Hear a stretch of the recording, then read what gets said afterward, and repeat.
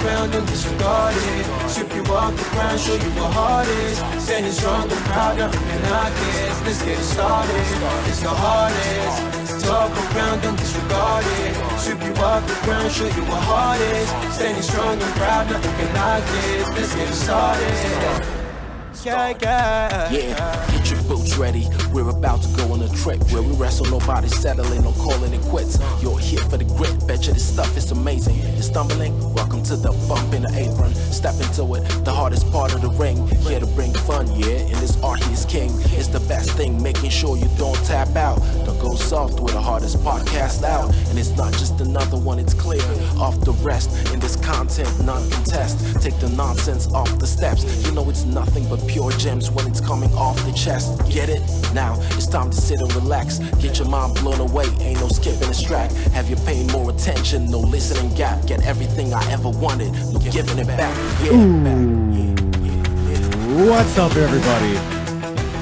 Welcome to the Apron Bump Podcast. I'm your host, Kyle, also known as the hardest part of the ring.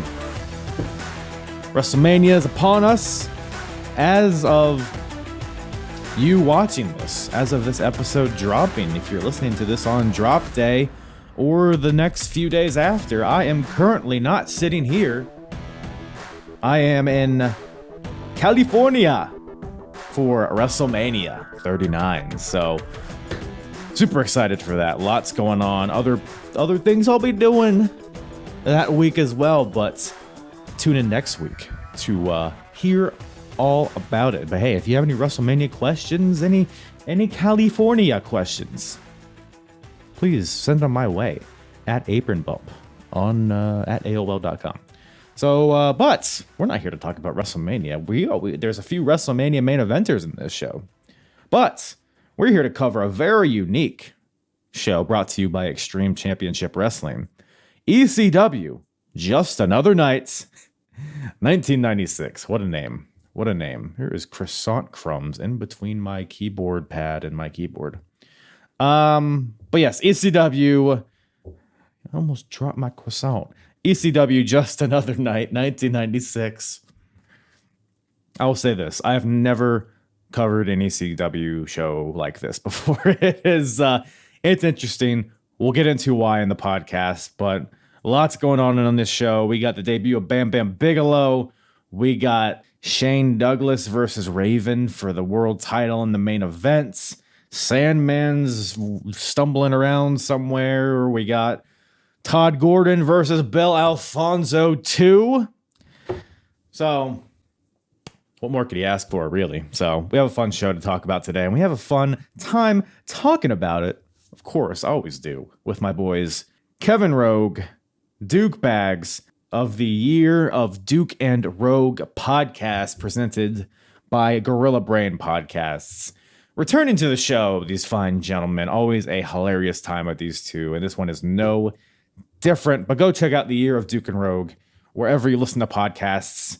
You'll find it under the Gorilla Brain Podcasts banner. A hilarious podcast. They get into a lot of retro wrestling. This season that they're currently on, they're covering the dying days of WCW. So they're in the year of 2000 right now, and it has been look, their podcast is hilarious, but what they're covering is well, I guess it could also be hilarious, but not in a good way. So really fun show. Go check it out. Check out them. Check out the Shining Wizards, which they're a part of as well. So support the boys. All their stuff's in the description. Give that a check-a-rooski. Subscribe to them. Poke them. Leave them pictures of your feet. Do all of the things that they love so that you can show your support to them. But with that, oh, hey, I always forget to I'm always plugging other people up. I never plug myself up. At Apron Bump on all the social medias myself. Apronbump.com for all my full episodes.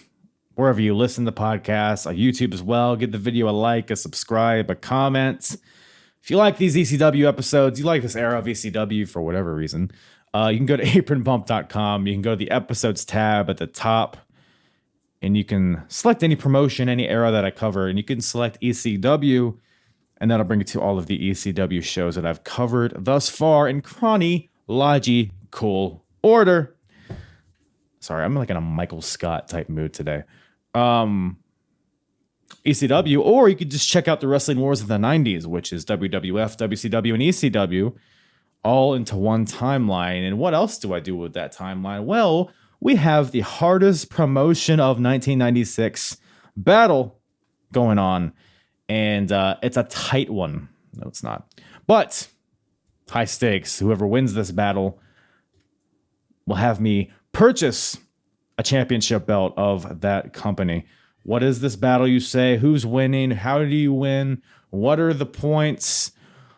Well, stay tuned for the end of the podcast, and we will grade the show, and we will compare this against everything else that's happened in 1996 thus far that we've covered, and see if there's any best ofs or worst ofs on this show. So check that out at the end of the podcast, and check out the podcast itself. Let's get into it. ECW, Just Another Night, 1996, with myself and Duke and Rogue from the Year of Duke and Rogue podcast. Fart into the mic for a little bit. Although it's a little bit, over. It looks like it's a little bit different on your end here. Is it? Yeah. Well, I'm used to on the Wizard StreamYard. So I do a lot of the stuff, with the banners and the comments and all that kind of stuff. So it's different when I don't have that access. Give me the fucking access. Do you want the ones and twos on this one? Nah. Let's not get carried away. No, I just need like the raw files, and then I'll manipulate your face and your voice face. however I need it to. And Get you. It's not all you can manipulate. What else can I manipulate? My dick. Nah, weenies. Yeah, weenie. Right, Duke? He's here somewhere. Yeah, man. Yeah, man, dicks. So what are your thoughts on Kimono Wanalea, Duke? Appropriate name. Right? Yeah. Right? Why do you say that? That was a good appropriate moniker for sure. It kind of makes it sound like she likes to have sex a lot, I think. I don't know if you guys caught that. I think so. Yeah. It's funny how they just stumbled into that. You know what I mean? It's just another night for them. But speaking of which, wouldn't mind stumbling into that myself. No, right? Yeah, sweet ass butts. Intercourse. But anyways, we got a wrestling show to talk about. So you guys were able to catch Just Another Night, 1996? Oh yeah. Yeah. You guys don't seem enthusiastic about that. Well, listen here, slut. We've been watching. I'm talking to you. Okay. You know what we've been watching, right? You know the absolute filth that we've been watching on Year of Duke and Rogue. So, watching some ECW, I thought was going to be a breath of fresh air. And then you give us this indie show of indie shows to watch. That's not even. It's filmed on one guy's camcorder. That looks like somebody picked it up. Probably would have been fantastic in '96, but then the equipment's probably from '92, so it's still not that good by '96 standards. Right. It was rough. You did that on purpose, though, right? So when I develop, because I do all this stuff chronologically, so I just made a list, ordered it from oldest to newest, and that was it. So it's like, oh, Just Another Night. That's the next show. That's why I kind of threw it at you. Then I turned on Peacock, and it's like, oh, it's like a fan cam show. But it's like an official, quote unquote, thing. Like you have Joey Styles with commentary. It's not like just a guy that had a camera and uploaded it. He gets pretty unprecedented access, if that's the case. Yeah, he is assuming the role of lead camera guy, only camera guy. it's you had some commentary clips too. I gotta say, I went to a local wrestling show here in Minnesota last week, and I think there was more people in attendance. Similar venue. Oh, yeah. It was allegedly 400 people here at this show. It's just weird seeing some of these guys in a high school gym, Yeah, it was very reminiscent of 2002 Ring of Honor, which I don't know if either of you guys have seen any clips or highlights of that era, but and it makes sense because it's also RF video, so it's the same guys. The same but- fan film both. Well, it could be. Huh. I mean, fuck, it probably is. Suck Who me knows? sideways. That's what Rob Feinstein did. But the guy with the camera. So this one cam kind of format this show was in, it was shot in, I would argue might even like the quality, the video quality, I think was better than like their typical shows in this. Maybe not better, but it was. I'll say this: it was pleasantly different. It was. What did you say, Kevin? It has a very shitty charm. It's a real shitty, Yes. delightful charm about it. Delightful. Yeah. That's what you said. You sent me that. I was like, that is the perfect description of it. So, but you brought up your show earlier, and because I was going to ask, what do you think is better, Halloween Havoc 2000 or Just Another Night 1996? So the similarities are startling. I'm sure. It really blew me away. So I on, watched man. it. No, what? No. Stay with me. Let me at least take the ride, and then once we get there, tell me you don't want to be there, but take the ride with me first. I'll ride you. The match setups, the match not going through, the saves that aren't saves, all that bullshit. These are all qualities that WCW is like, I like what they did there. Let's use that. And it's horrible. Right. It's filth. It's trash, and I don't like it. I thought you were an ECW fair. guy all these years, and you're just I am an ECW. I've always been an ECW guy. I'm starting to think that it's our host plan is to turn me into an anti-W or ECW guy. I'm going to beat you down until you hate Seems like it, man. every aspect of it. I had a thought watching this. It's good. You think? I bet a lot of these venues didn't invite ECW back, right? Because I could swear this is a high school gym because there are kids wearing school colors, or they're all wearing the same colors. They're probably 10, 12 years old. So this is from the Briarcliff Fieldhouse Of course. in Glenolden, Pennsylvania. The acclaimed Classic. Briarcliff Fieldhouse. The Briarcliff, where the Briarcliff Friars play, I'm sure. Right. Yeah. Who could forget? Who could forget? A powerhouse on the East Coast there. Of course. Good old Glen Olden really just had some monopoly on this type of programming. But yeah, it was almost like a barn kind of feel, but like a finished barn. Yeah. I didn't hate it. Like I brought up early Ring of Honor before. That was like harsh to watch because you had like basketball hoops in the background. The lighting was like way too bright. This one was almost like, yeah, it did have that high school gym kind of just like the house lights or whatever, but it beats like the dark shit that like they're fighting in the crowd and you can't see them. Like some of these ECW shows, you don't know what the hell's going on, so you can at least see pretty much everything on this show, which is one plus, right? And they did have hoops. They had hoops there as well. And it's such a miss. Like you have hoops and you're not going to incorporate them. I'm sure, probably worried about breaking them. But if they're there and you're ECW, how do you not figure out a way to incorporate the hoops they're hanging there? I bet if New Jack was on the bill, he would have probably, jumped off climbed up there, jumped off, maybe put his opponent through the rim, right? Why New Jack? Because that's what he does. Okay. Well, plays basketball, right? He likes. Yeah, I'm surprised. He climbs up stuff. Yeah. Yeah. Gotcha. I'm following I you. I could say something about that, but I'm gonna let it go. Yeah, you're probably shocked that Too Cold Scorpio didn't shoot some baskets, right? Sabu would have worked. He was there. He could have done something like that. That probably would have been the best candidate. I don't think Axel Rotten is doing any dunks. They did explore the space, so it was kind of surprising they didn't make it over there. But They explored the space. That they did. That's the most positive way to describe what they did. I have other words. But yeah, I guess before we jump into this acclaimed Briarcliff Fieldhouse event, any overall thoughts before we dive into it? Go ahead, Duke. If you got something stuck in that gun of yours, let her shoot. I got thoughts as we go along here. Okay. Sure. We'll pull the trigger and stop blue balling ourselves. We'll hop right into it with some Joel Hartgood. It's the It's the first frame of this show. You hit play, boom, it's his hairy ass back. Just right there. It's comical. I couldn't tell if it was a shirt or if it was his back. It was some A-Train shit there. And he's so it's a tag team match. We got Joel Hartgood and JT Smith versus the Bad Crew. Of course, the team of Dog and Rose. So we're starting off hot. We're starting off hot is what I'm saying here. Oh, I got a thought. Already, jeez, here it comes.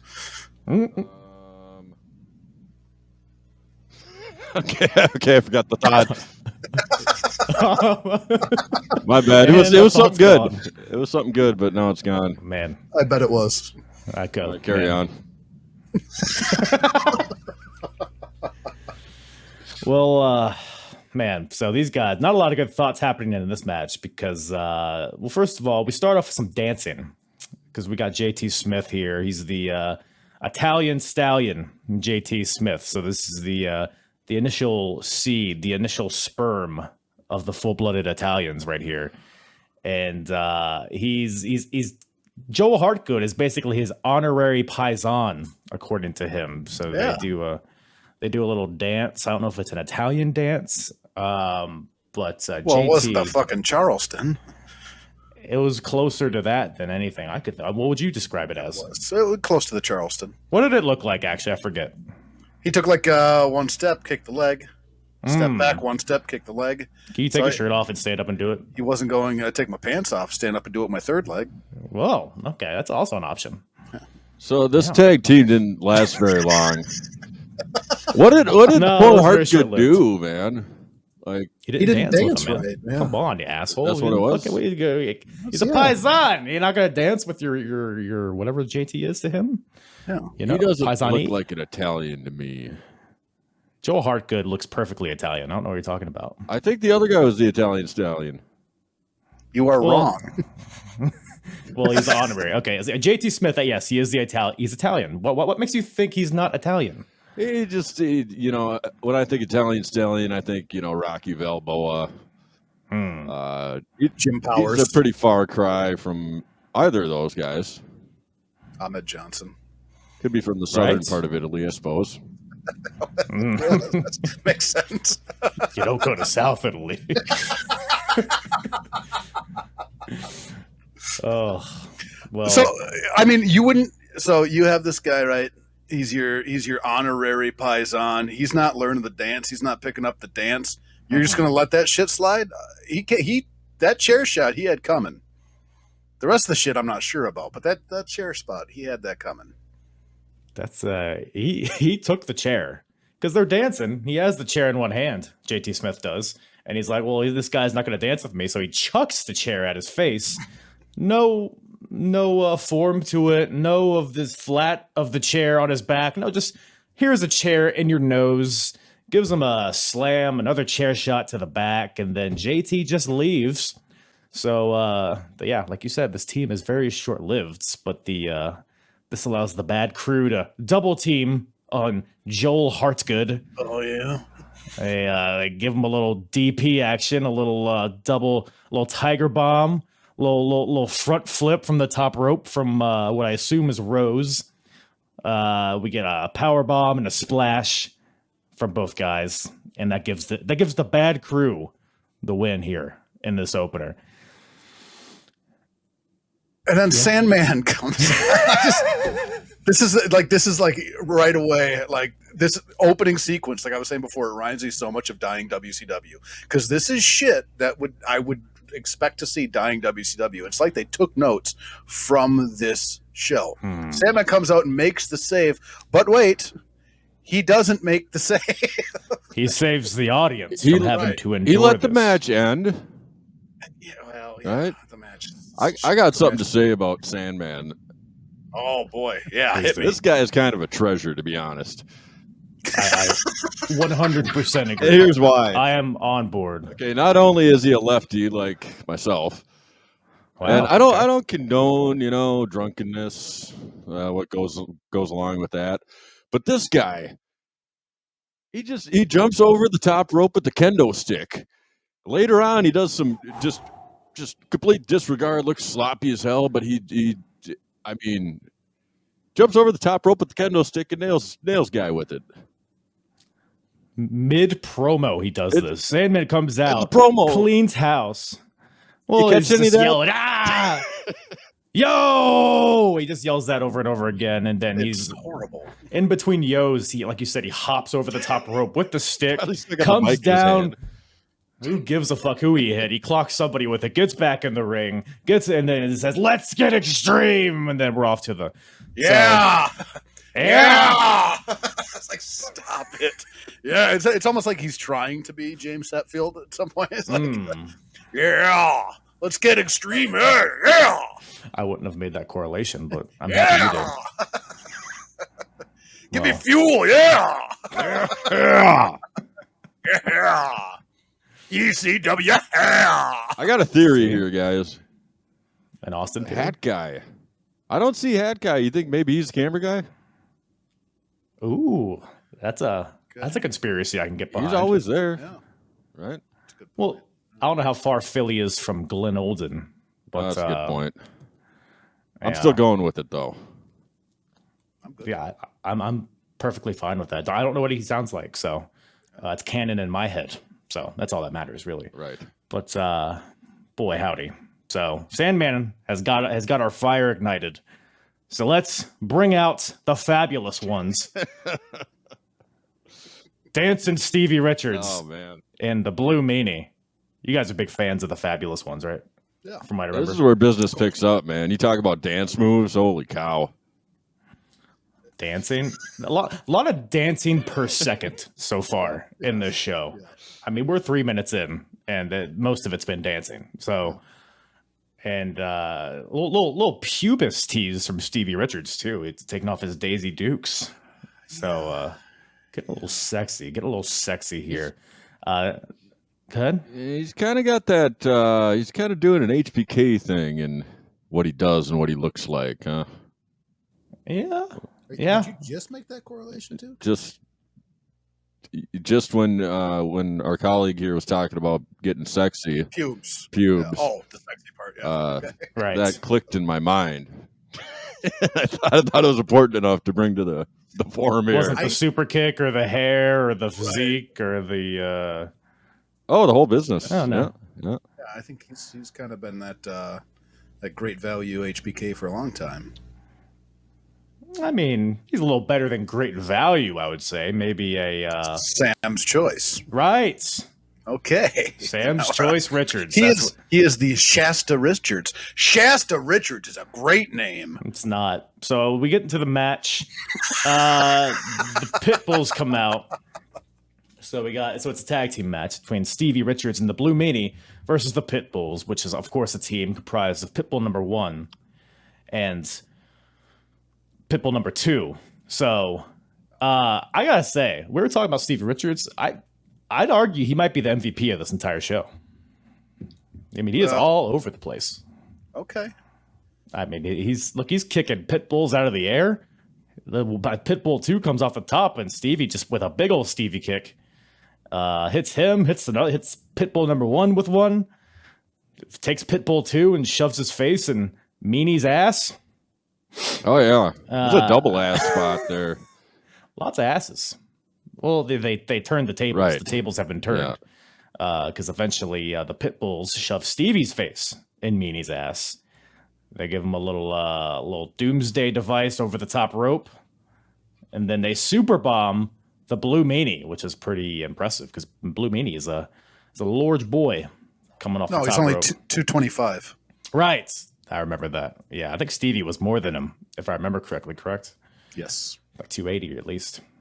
But yeah, so super bomb on Blue Meanie. And then this is a real note I took. Stevie Richards revives Blue Meanie with CPR to his dick and then gives him mouth to mouth. Thoughts? Yeah.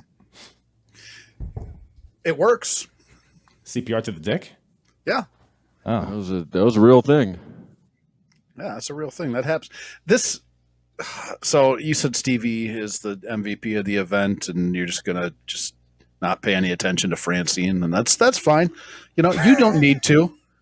But I was wondering. I feel like Francine kind of came and went. I didn't really see her much in this match. Oh yeah. Oh, And I'm gone. ew. So this is I was already annoyed with this event, and this match didn't really help out a lot because I started to pay more attention to Joey Styles on commentary, and I always liked Joey on commentary, not so much on this event. He did things like a guy got hit with a frying pan potentially, and he just goes, "Oh, that hurt." It's like fucking perfect insight, man. That's just perfect. What was he gonna say? Oh, I wonder if that was cast iron or aluminum. And then the guy in the you could hear the mic picking up the fan screaming, "Oh my god!" Yeah. See, we gotta fix that. Like, we can't have that. That shit doesn't fly for me. And then the pin. The pin was the best part of the match because they got the bomb on Meanie, and then the first guy gets in the missionary position on Meanie, and then the other Pitbull gets behind the guy and missionary. Right. So we had just this slap ass type of a pin. That was the best part. Are you gonna pin a guy a different way? Shoulders to the mat. Wait, so the second guy, you're saying the second guy was like in 69 on Meanie? No. He was behind the first Pitbull. Uh-huh. So it was like Pitbull missionary, second Pitbull coming up behind, right? Right. Got to make sure to get that 3 count. Human centipede action a little bit, right? I mean, no mouths, but yeah, I see where you're going. Well, it's like centipedes within the, With the, yeah. The centipede what of you're saying. centipedes. You pick it up when I'm putting down, right? It's centipedal. Right. Yes. Everybody goes down for the 3 count, man. Of course. That's actually a really good point. Yeah, Francine, man. I was nice keister. Like seeing her, right? Yeah, no, I'm with you. I don't know if she really got involved. She was wearing a neck brace, which suggests some sort of Can I tell you what happened? Blowjob injury. Yeah, blowjob injury. Yeah, you're actually right. You beat me to it. No, she got total eliminated the previous week. So she's suffering. Again? Yeah. Oh, We watched her get total elimination the time before. I think it's been 3 shows in a row where she's gotten total eliminated. So That poor girl. at what point is it just your kink? You know? I mean, that could be. She gets total elimination and scaploosh, but maybe she should go back to school at that point. I got a serious thing to bring up here real quick. Please. All right. Kevin Rogue, you've been known to be a fan of the tag team wrestling. Yes, love it. ECW's got a really interesting kind of phenomenon here with their tag team matches. Hit me. They wait to be tagged in. There are no rules. Yeah. Right. That's I'm assuming that's how it always was because they're tag matches. They made it work somehow. I don't know how. I was kind of wondering your take on this. So it's not traditional tag team by any sense, any stretch, which I think that I give them a pass because of the nostalgia, and it was ECW, and you knew what you were getting. You knew the shit was just not, it wasn't, nobody's making tags. Shit's going to fall apart. It's just the way it's going to be. Right. And I think I gave him a pass because of that. If this match was on, Monday Night Raw in 96, I probably would have torn it apart. If it was on Nitro in 96, I probably would have torn it apart because it is an ECW product. It kind of gets a pass. I'm saying they're making tags and they're respecting the rules of a traditional tag match. For the most part, 2 matches, 2 tag team matches, they're, for the most part, abiding. It's strange. Okay, so I went the other way with you it. did not watch the show close enough, man. No, I watched the show twice. Yeah. You want to go watch it again and we'll try this again next week? I mean, we could put a pause on it, I guess. Which corner were the tag ropes even on? Kevin? That's a good fucking question. I didn't even see him make tags, so who knows? I just thought too busy looking at Francine, right? I just thought I'd bring that up because it was strange to me. You would just assume that they'd be all tornado, anything goes affairs. Well, I mean, There- it is competition. After It all. starts I mean, out the as Pitbulls a respect tag the rules. match. I mean, Starts out yeah. I mean, and then devolves. oftentimes these type of things tend to break down, I guess. But maybe if the team of Bill Alfonso and Taz were in this match, maybe it would have, maybe it would have been a little bit more chaotic. But speaking of which, so we got, first of all, it's a rematch. So just so you know, they did this before and they were like, you know what? Let's run this back. Bill Alfonso versus Todd Gordon. And so Todd Gordon has Bam Bam Bigelow with him, and Bill Alfonso has Taz with him. And so Todd comes out with no music because fuck him. Bill Alfonso comes out with Taz, and Bam Bam just jumps Taz right after the introductions, I think before the bell even happens. So Bam Bam and Taz, they fight on the outside as Bill Alfonso and Todd Gordon just finger fuck each other on the inside. I don't know what they're doing on the inside, but you can't really tell because there's one camera. So there's like the one drawback of one camera. You have to like pick what you're watching.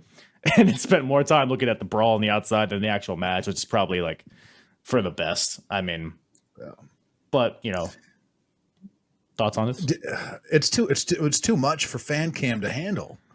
It's just too much. You gotta pick. Well, and I think that he did a fair job because he was kind of getting Gordon and Elf in the ring, right? While he was also picking up Taz and Bam. So he did it. That was an okay job. Like he probably should have got an extra couple bucks for that, but overall, it's just too much going on for the one fan cam to handle. To be fair, Bill Alfonso, he was blowing his whistle with each strike, so you could at least hear what was going on as you're watching Taz and Bam Bam go at it, scuffle. I hate the goddamn whistle. I just learned that Todd Gordon was the founder of ECW. Indeed he is. I just learned that. Indeed he is. Back in 94, he gave the keys to old Paul E. So I think he's pretty much just a on-screen character at this point. He might have some role back. I don't know what he does, but yeah, so that's basically, if you need some backstory to this match. Todd Gordon and Bill Alfonso are fighting for like control of ECW because Bill represents like the Pennsylvania State Athletic Commission, and he thinks he has power over Todd, and it's a whole thing. And I'm Todd. Todd, stupid ass name. But yeah, as Bammers and Taz are fighting on the outside, the nerds are fighting on the inside. Todd levels Bill with a clothesline, pins him, and then Taz gets in, just punches him in the face, and then Fonzie pins him and gets the win. So Bill Alfonso gets the win in this contest. And please. But Todd wasn't. I mean, outside of the fact that he's Todd, he was giving some pretty good boots to Elf in the corner there, right? He was doing that. He was doing a little off the first rope, a little lifted stomp. Wasn't bad. I didn't notice that. He had a choke. Well, apparently, I didn't notice tags. So, and then he the best spot in the match for me at least. He's got. It is Todd has got his foot on Elf's neck, and Elf's going. He's screaming. He's going, Taz, Taz, Taz. Yeah, fucking that part made me chuckle. I thought that was great, and I didn't even see the finish. I had no idea what the finish was. I was like, wait, it's over. That's now? the only thing I saw. I didn't see any of this you're talking about. Duke, what did you see? I saw Bam Bam and Taz going at it most of the time. Nice, right? I would argue that was the more compelling fisticuff battle is Taz and Bam Bam rather than Todd Gordon and Bill Alfonso. That's just my opinion. But and Bam Bam just debuted in ECW, I should say. So this is really his first time. I guess he's not wrestling in this match, but he's out there in his gear and he wrestles later. So we're witnessing the debut of Bam Bam Bigelow here at this show. Yeah, can you believe that? Going from fucking main eventing a WrestleMania to being at the fucking gone Bryersville. What the fuck was it? The brothel house and Hershey, Glendolin, Hershey Squirts, Hershey, PA. Pennsylvania. Yeah, he's showing up to shoot hoops. Man, that's a fall. I think didn't Bam Bam play basketball? Wasn't that a thing, or did I just make that up? Wasn't he like a good basketball player? Why? No. I've never heard that shit before in my life.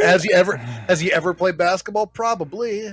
but he's not fucking Charles Barkley. No, I think he did a little something. Why don't you? I don't know. What else did you guys think about this while I look up? All I can think about now is Bam Bam playing basketball.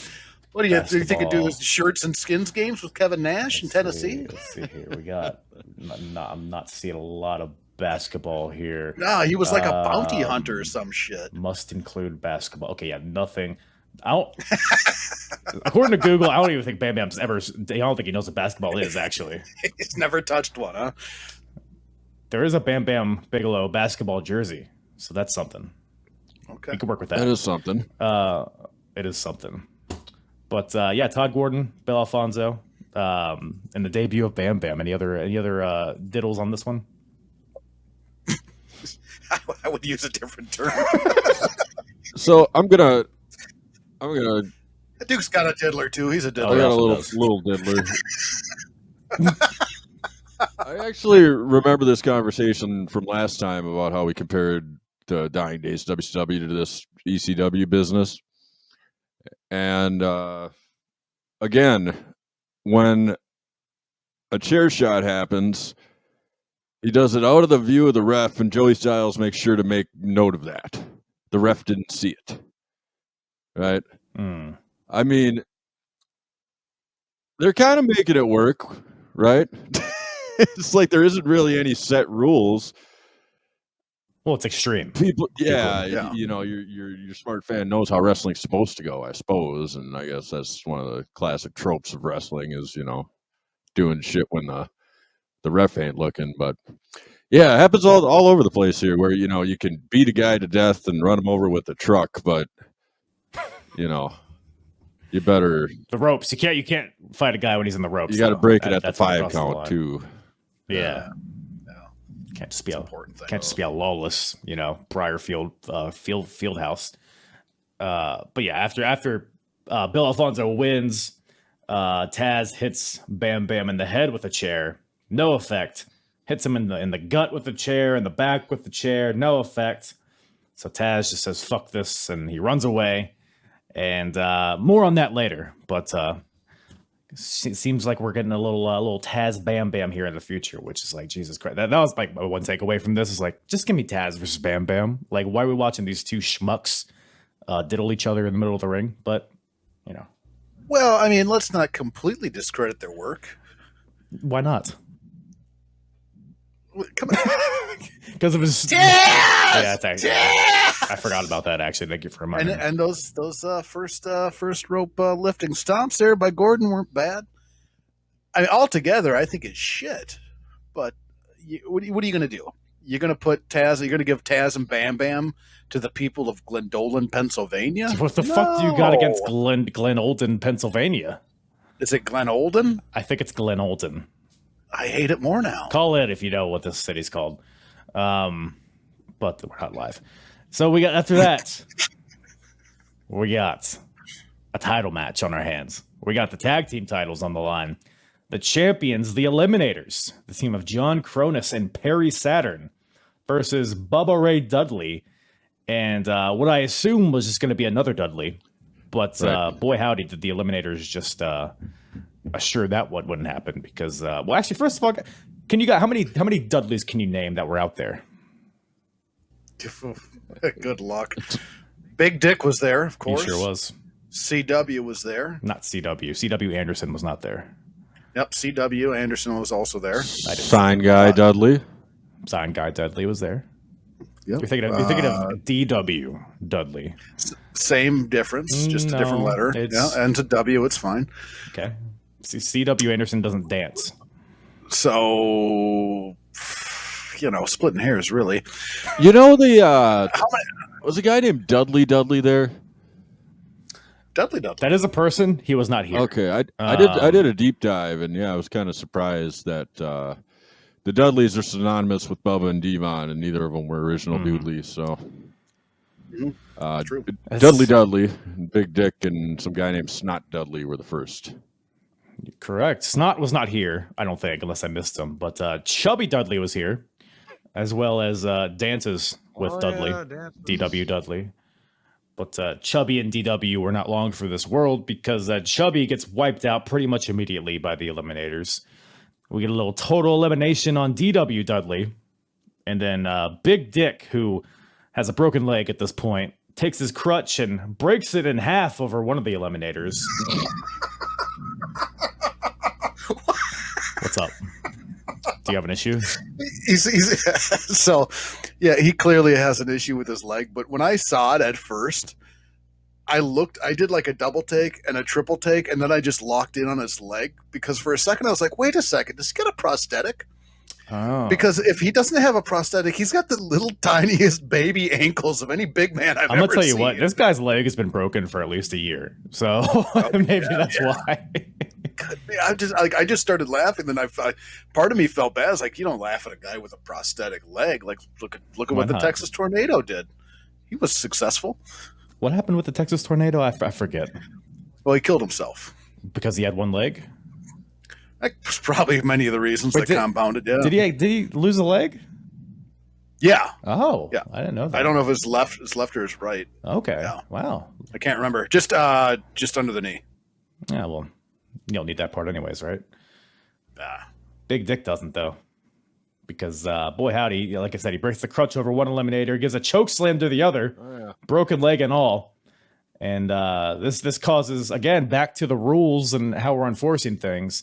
The referees, a bunch of referees come out and they throw Big Dick out of here. So no Dick, no more Dick for us. No Chubby, no dances with, just Bubba. So Bubba's out there all alone. Bubba. And he needs a partner. And who better to be his partner than the Shah of ECW, Hack Myers? Yes? I was going to say, before Shaw comes out, there's a move in here that I was hoping that Duke, he would have to remodel his place there because of the size of his boner when he saw it. Duke, do you know what move they did? And I went, oh, God. He just covered his little fucking 27-inch TV. Did you write it down? Did you not? Who did the maneuver? Give me a hint here. Well, at this point it was the Eliminators against Bubba. So it was the Eliminators.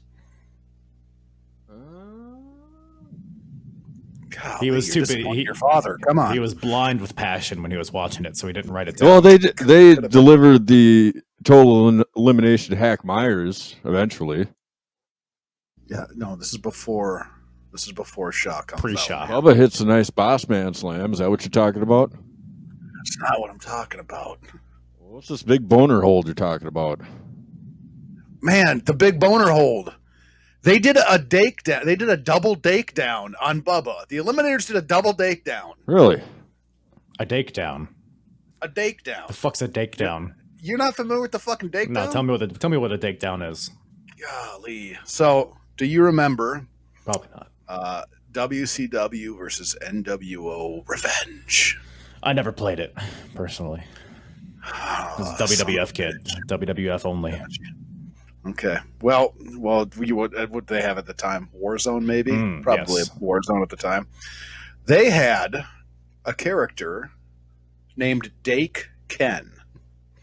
And his finishing move was essentially just a giant STO where he'd swing his leg out super high and then kaboom! There it was, STO. We called it the Dake Down. And they performed a double Dake Down. And Dake Ken was Duke's guy. Duke loved Dake Ken. He would walking around the basement with a boner because he was playing with Dake Ken all night.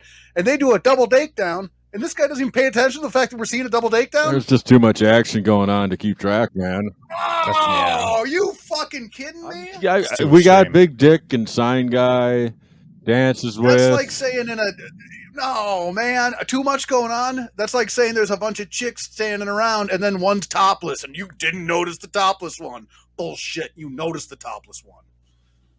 That's a good point. Double Dake Down. Just painted. I think you painted your walls, Roguester, more than he did. But no gigolo on this show, so I guess you had to get your rocks off somehow. That's a good point. That's, What do you think of the? you want to just talk about Jimmy Del Rey for a while or no? Do who? I said, do you want to just talk about Jimmy Del Rey for a while? No, I'm good. I'm Okay. I'm solid for the rest of my life on Jimmy Del Rey, actually. So Okay, we'll bring it up later. we don't have to. We'll think about it. What do you think of the Eliminators using the old LOD shoulder pads minus the spikes. They are very reminiscent. They, like, even down to their tights and their. I think Perry's got a mohawk at this point, which is a little LOD-esque. So I guess what's the phrase? The flattery, finest form of flattery. You know what I'm talking about, right? Yeah, I know what you're Hit saying. me with it. It is Imitation is the finest, sincerest form of flattery. There we go. We got there. Yep.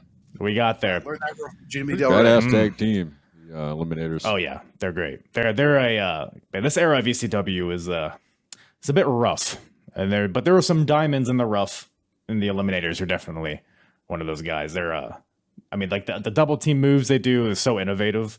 I mean, there wasn't like a ton of it in this match. I think this match, again, like most of the matches on the show are pretty short, and this one was no different because Bubba is getting double teamed for a bit. And then he hits a double suplex on both of the Eliminators, which is pretty impressive. Double clothesline, taking out everybody. But then the Eliminators, the numbers game just is too much for him. They smother him. They cover him. 2 splashes from the top rope from both guys. And in comes the Shah to the rescue to be Bubba's tag team partner. I guess this is how it works. You can just walk up on the apron, grab the tag rope, and you're in the match. But Hack gets in there, and I'm telling you, this Hack Myers, he is ECW's Hulk Hogan, because he gets in there. Clotheslines for everybody. Double noggin knocker for the Eliminators. Double apron leg drop for both of them. Undertaker, eat your heart out. But then he just gets a total eliminated, and he loses. So the Eliminators win. Still champions, but maybe future success for Hack and Bubba. We'll see. Yeah, probably future. Unless Bubba finds another partner of some sort of the Right. Or who knows? better company or Who knows? anything like that. Before we move on, I gotta make an announcement here. So about half of the guys in that match are no longer with us.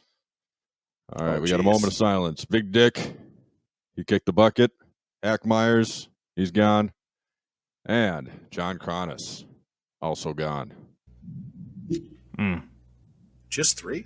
I'm pretty sure the rest of the Doodleys are alive. And Saturn, I think he came close, but I think he's still kicking. He's living on the edge. Don't worry, there's more as the show goes on. But for now, we got three moments of silence. Well, moment of silence. Tell me, which Rotten did one of the Rottens die? It's this guy. Another moment of silence. It is. Here we go. This guy, hey, pile it on. Fun fact. This guy died of a heroin overdose in a McDonald's bathroom. Where? McDonald's. Did you not hear him? Right, yeah. Location of the McDonald's. Slap nuts. We're gonna go with Do you want to know if you've been to this McDonald's? Philadelphia? I mean, I doubt it. Philadelphia Probably McDonald's? I bet it was. I bet it's somewhere in Missouri. Yeah, that seems like a heroin-y kind of state. I think it's lower Midwest area. I'll show you a lower Midwest. But we got the Sandman versus Axel Rotten. If you had to guess how much time elapsed between the beginning of the entrances and when the match started, how much time would you guess? Probably 4.5 minutes. What do you think, Duke? Higher or lower? You're talking from when it starts to when the bell rings? Or when they touch. When they touch. Yeah. Oh, yeah? Yeah. I'll go over it because Sandman really takes his time. It's 10 minutes between when Sandman started coming out and when the wrestling started, because they both have unnecessarily long entrances. Yeah. Sandman drinks 2 beers on his way to the ring, literally. And then Axel just takes his sweet old time. But fun fact here, there's a Sandman 316 sign in the crowd, which is before Austin 316. I mean, I know John 316 is obviously a thing, but like in the wrestling universe, that wasn't a thing yet. So I thought that was a fun little, especially with all the comparisons. Sandman 316, or did it say Sandman 316 just chugged your ass? Or yeah, I don't recall. We'll review the tape, But Gotcha. yeah. But eventually the match again. The rules, the regulations of Glenn Olden are prominent here because the ref takes Sandman's cane away from him. I'm not allowed to use that in this match until you do. I don't know. Did this show just feel like extra tame to you guys? I don't even think there's any blood or anything, and hardly any weapons. I was surprised at the lack of blood. And during this match, I believe the fans chanted, "We want blood," Yes. and you didn't get it. It's a tough shit situation. I felt bad for whoever the fuck Troy is, or Trent. Was it Troy or was it Trent that Sandman was yelling at? I don't know. I didn't catch that. You don't know? Oh man! So when they're outside and he's fucking rearranging the guardrails and all that shit, and then he jumps back in the ring, he is yelling. I don't know if it's. I can't remember. I'm going to say it's Troy because that sounds like more of a douchebag name. Yeah. He's like, Troy, I want this there, Troy. And I was like, whoa, what the fuck, man? You got extra guys to move around the guardrails for you? You got one fucking cameraman? Ease up on Troy. Was this the because there was when they like undid the guardrail, he like picks it up and throws it in the ring, and he almost like knocks out a toddler behind him. Oh yes, that they fucked that. They had that. There was a child. That was like an 18-month-old child. The one person was holding. Yeah, it was People of Glen Olden. That's not the place for your kid. an Extreme Championship Wrestling event. Yeah, I would not not for me and my children's. But yeah, they're fighting all over as they explore the space in this match to ample amounts. There's by ECW, I love how when they use trash cans, they just use full trash cans that are being used. It's not like the clean ones that they just bought from Home Depot that are under the, no, it's just there's dip spit and semen and like condoms, like there's anything that you can imagine, I'm sure, in these trash cans, and they're just hitting each other with it, dumping the trash on each other. There's like a giant stand-up fan that's like in the background, like the Sandman just dumps it on Axel. I was a big fan. I don't know. I was gonna say, why is it that there is Guck and used condoms inside of that? Did they have an orgy party at the Briarcliff Fieldhouse the night before? Well, why is there the why is there so many body fluids in the trash can? What do you put in your trash can? Exactly. That's a fair point, I suppose. Yeah, but mine's not located inside the Briarcliff Fieldhouse. Well, the Briarcliff Fieldhouse is well known for orgies and giant fans. So those two things specifically. Unrelated to what you guys are talking about, I did notice a lady in the front row. Which wow, there was a lady. There's a lady in this place. Very rare. Maybe she's just taking on the whole place. Who knows? Are you saying that that's what it is? She's got a line. Bobby Joe does the Briarcliff. I mean, there's like 480 dudes and one gal here, so I wouldn't set the record. No, unfortunately not. But man, also. The Sandman continues to be a revelation with his high-flying moves. I knew he was Lucha Sandman. I knew he was a risk taker, man, but he jumps over the top rope and does an elbow drop. You see this? Yeah. Casually. Yeah, just casually. Like just sloppy as hell, but awesome to see. This guy's just on the floor. On the floor. There's no mats here. If I'm not mistaken, it was like a basketball court or something that he just landed on. He's jumping over barricades. Like he pulls the barricade to the ring and he jumps from the ring over the barricade into the crowd onto Axel. I mean, this guy is just, he's a phenomenon, this Sandman. But then the guardrail that was ripped up and thrown into the ring, that becomes the centerpiece of this match for a little bit. I think Sandman suplexes Axel onto it. He suplexes him. He like props it up in the corner and throws him into it. Axel, he fights back and he like does like an arm bar on Sandman through the rails of the guardrail. At some point, Sandman takes a beer break in this match because he didn't drink enough during his entrance, I guess. But then Axel returns the favor later on. He drinks Sandman's beer and slaps him as he's drinking it. So got a lot of drama as this one comes to a close here. So Sandman, he gets pissed, hits Axel several times with the cane, and then comes off the top rope with a leg drop on the cane, I guess, but is also on Axel. And that gives him the win. So Sandman gets the win here in a barn burner of a contest. Why are you laughing? It's funny to me because we saw Sandman probably 10 years after this, maybe. And we talk about like long intros and all that kind of stuff. And the intro, Enter Sandman, I believe, played 3.5 times during his intro when we saw him. And he was drunk at intermission. And his match did not go as good as this one did. So even after it looked like he passed out in the ring after the show. Like he didn't move. Everybody, like, we stood around waiting for him to move, and he didn't move. It was so bad. And now we're talking about him being this revelation. And now he's so good. Like, no, man, he's not. He's just not. He was the man. He was the man for his time and place. But guess what? Time passed him up, and he stayed in his place. You got to get with the times, Sandman. Everybody's out there for walks, right? Drinking water. You can't still be in your house drinking beers. Get in shape, buddy boy. He's still around, which is more than we could say about half this card. Fucking insane. I have no idea who he's still walking. Good for him but he's still making dates too. I bet. All you gotta do is swing a cane. It's a pretty good life. That's probably how he is still walking. That's a good point. This Lucha Sandman. He's smarter than we give him credit for. Yeah, wasn't. Is he the? He is the honky tonk man of hardcore wrestling. Oh yeah. That's what you're going with. That's a thought. I'm more leaning towards he's a revelation than he's honky tonk, personally. No, he's the honky tonk man of hardcore wrestling. He just needs his props, needs to show up, hit his spot, and he can move on to the next town. When is he in WCW? Isn't he like Hack or something stupid? He's Hack Hardcore in WCW. Of course he was in and out before we started our season. Yeah.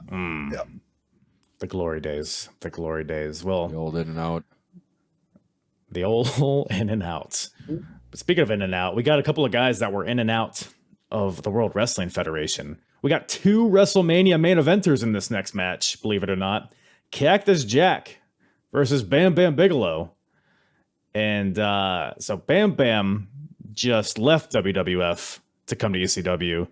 And Cactus Jack is in the midst of going to WWF. They're already doing the vignettes on Mankind and stuff like that. So they're kind of ships passing in the night here. So, and Cactus, he just faced Dean Douglas the week before, who also just came back to ECW. So they're kind of like a WWF versus ECW thing a little bit there. But Bam Bam's first match here against Cactus Jack, who has a Join the New Generation t-shirt, which is fun. And he's billed from Stamford, Connecticut, which is awesome. cheeky. It's cheeky. It's Yeah, awesome. Say he weighs 368 pounds.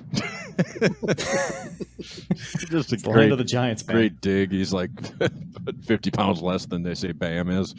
Like a blue meanie Studley Steve type of situation, you know. Oh, they're back. No, so they're losing Mick Cactus, but they're gaining the franchiser and Bam Bam in that process. Would you trade one Mick Foley for a Douglas and a Bam?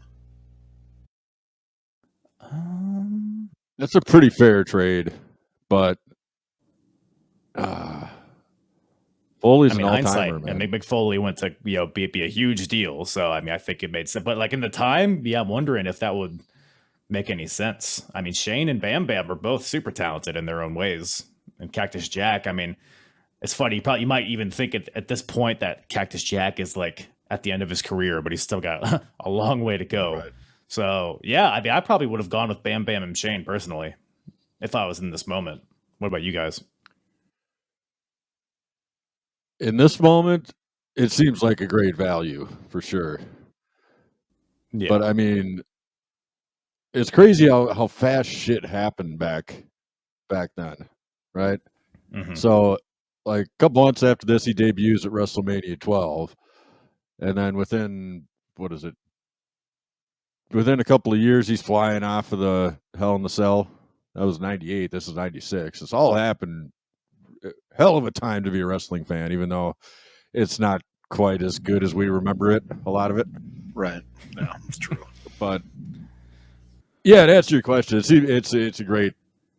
Yeah, you couldn't have foreseen Mick being, the huge all timer that he is. But especially with how Dean Douglas panned out, you got to be thinking like, man, it's just dead in the water if you go to WWF. But it worked out for him. But yeah, so Cactus Jack, he's a part of Raven's flock or nest or whatever it's called in ECW, and of course Studley Steve and Blue Meanie are with him, so they're all out there.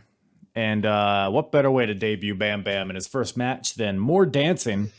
So we got Richards cuts a promo. I didn't really catch much what he said, but he's basically like, Cactus, you're going to WWF. You better start dancing and juking and jiving if you're going to go there. So they all like dance. They're like teaching him how to dance. And Bam Bam is having none of this. He takes out both of the Fabulous Ones. And then Cactus Jack hits him with the double arm DDT. And then Bam Bam comes back with a lariat for the win. So this is like a 3-minute match. I think like 2.5 of it was dancing. The match is nothing. But I mean, the Fabulous Ones, they attack after. They all gang up on Bam Bam. Them and Cactus do. Stevie kicked to Bam Bam right to the chops, but he no-sells it. He takes out all of them. He takes out Jack and Meanie and Stevie, but then in comes Taz, the what do they call him? They called him the suplex machine. The one-man crime spree. Taz comes out, and he ends up choking out Bam Bam. So he has him on the ground. He's choking him out. A cavalry of jobbers run out to try to make the save, but they all just get double arm DDT by Cactus, one after the other, and then Bam Bam is left laying. So setting up a future match between those two, I guess. So I guess all in all, it was an effective little segment here, I thought. Yeah, and I think that you're probably not going to get anything crazy from Cactus at this point, knowing that he's going to the Federation. Right. You know what I mean? I'm guessing they probably put some type of guidelines on what he could and couldn't do while he was there because they got an investment to take care of. So it wasn't... It's one of those things where you think about what did they pay each guy for that, for that night, for that spot. Like what and why did they put so much money into something that's a throwaway piece? So I think about that. I thought the best part was that I think it's great when the Fabulous Ones are doing the flare strut dance move, and with Mick, the three guys synchronized. It was a treat. It's pretty good. It was a treat. Pretty good strutting. Maybe I'll have to incorporate it. I also like how what? Just your life? What's that? Incorporate it into what? Just your daily life? Yeah. More strutting? Yeah. Okay. Fair enough. I'll start strutting around saying that's enough. It's an option. Yeah. I've seen you whip that a very similar strut out. Yeah, I do strutting sometimes. And he tends to strut every now and then.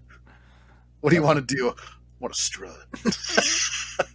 What was the movie? The end of that. It was a John Travolta movie. The very last line is like, what are you going to do now? He's like, I'm going to strut. And he walks, oh, fuck my ass. I can't think of it. Saturday Night Fever? Tell you. I think it is Saturday Night Fever, yeah. Never caught that one. Sorry, fellas. You've never played WCW and WO Revenge. You've never watched Saturday Night Fever, man. What do you do in your free time? Fucking just beat my meat and watch ECW from '96. It's pretty much all I do. Gotcha. All right. Just a constant cycle. Okay. not even cycles. Sometimes it's just collinear. Right. You know. Yeah, well, you got to live your life. You do. Well, after that, we get a little more traditional wrestling, I suppose. We got Sabu versus Too Cold Scorpio. And so these guys faced off at the last show that I covered, and they went to a 30-minute draw. And this is very similar here. So I don't know. What were your guys' thoughts? Because I'd like to hear what you guys, just coming into this cold, what were your guys' thoughts on this whole deal?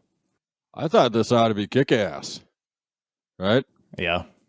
You got Too Cold Scorpio, Sabu. Both of them are high-flying guys. Both of them got a lot that they bring to the table.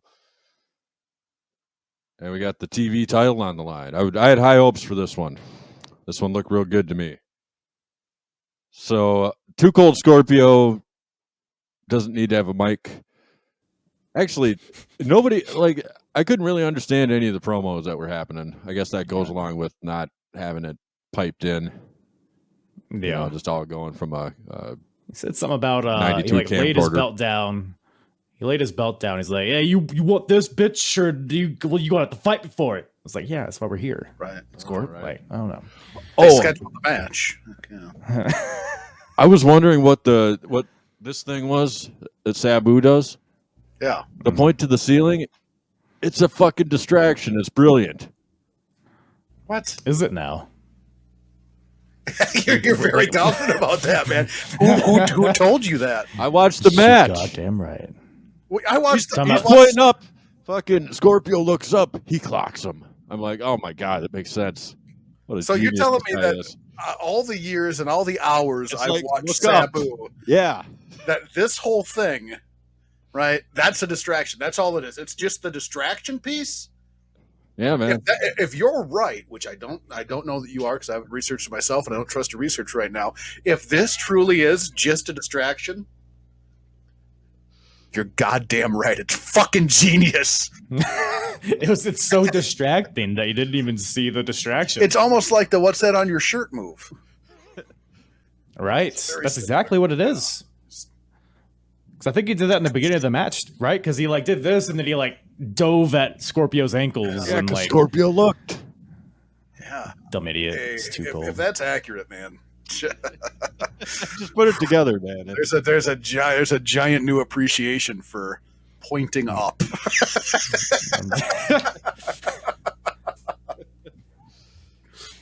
The crowd's Oh. really giving it to the future Flash Funk in this one. They're yelling all sorts of shit at him. I think the crowd thinks he's overweight because there's a who's the guy? I forgot they were chanting some guy's name. SD Jones. Okay. Right? Yeah. Isn't he like a rotund fella?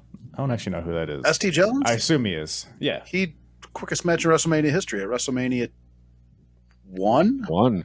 Yeah. Okay. So he's not big, but he's like a little husky maybe. A little beefy, perhaps.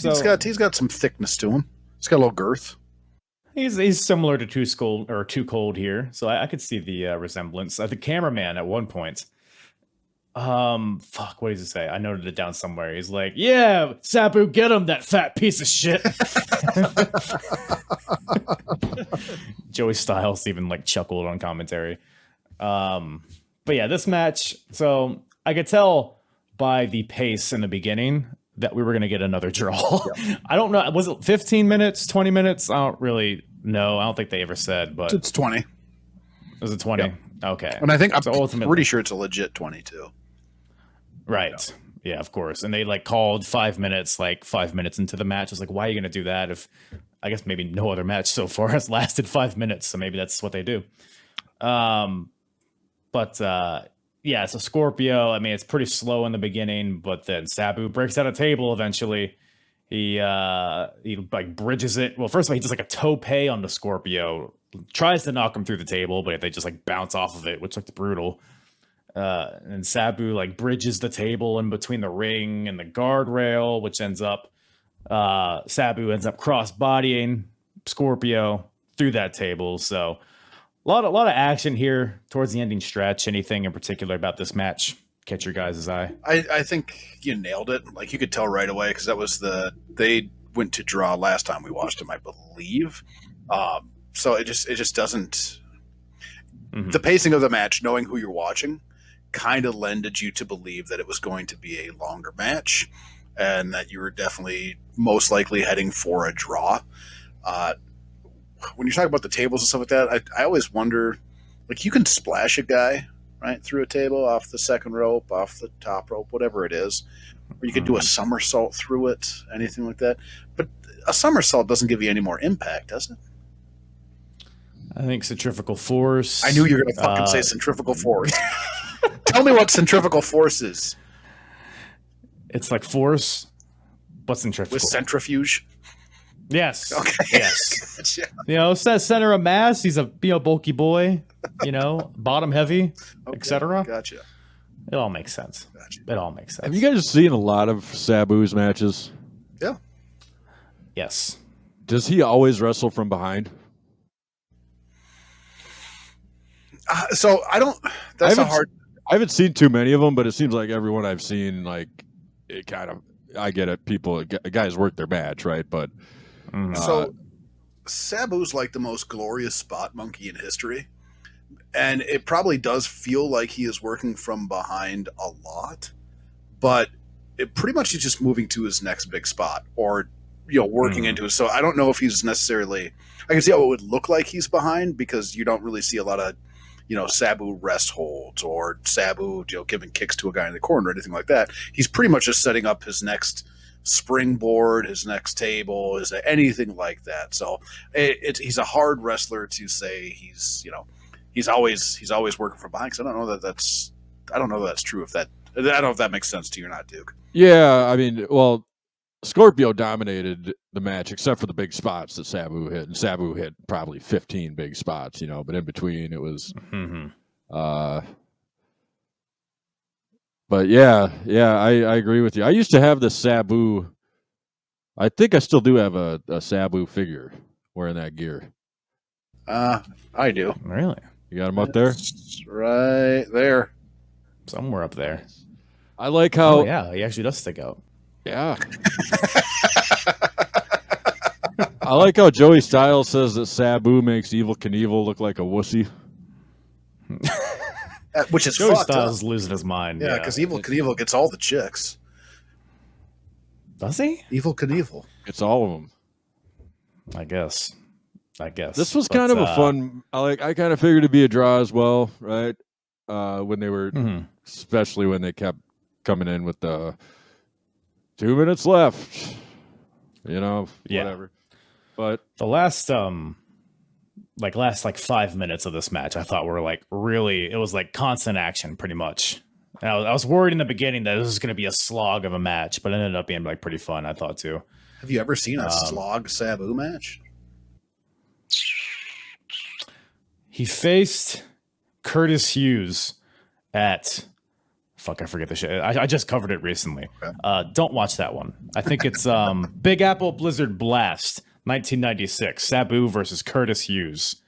So if you ever want a slog of a Sabu match, that's the one.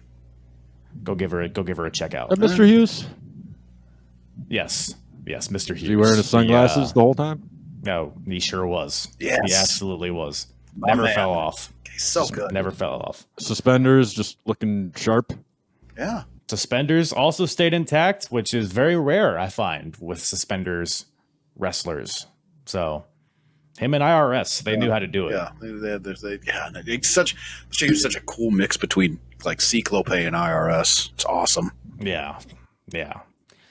So Scorpio, there's a lot of moves towards the end. So Sabu hits the air Sabu, which is he runs up the chair and does a running or flying leg drop, I guess, in the corner, and then Arabian moonsault for a 2 count, and then Scorpio hits a tombstone, like a pile. He's going for a pile driver, then he just drops to his knees. It looked like he almost broke his fucking neck. Isn't that how he broke? Did he break Taz's neck that way?